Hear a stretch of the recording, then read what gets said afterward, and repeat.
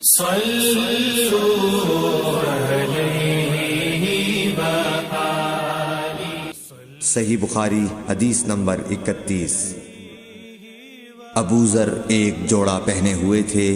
اور ان کا غلام بھی جوڑا پہنے ہوئے تھا۔ سبب دریافت کیا گیا تو کہنے لگے کہ میں نے ایک شخص یعنی غلام کو برا بھلا کہا تھا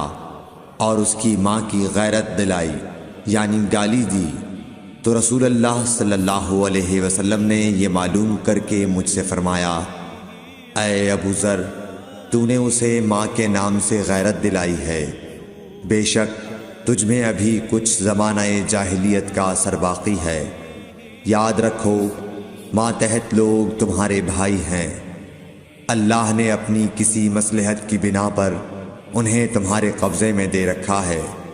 تو جس کے ماتحت اس کا کوئی بھائی ہو تو اس کو بھی وہی کھلائے جو آپ کھاتا ہے، اور وہ کپڑا اسے پہنائے جو آپ پہنتا ہے، اور ان کو اتنے کام کی تکلیف نہ دو کہ ان کے لیے مشکل ہو جائے،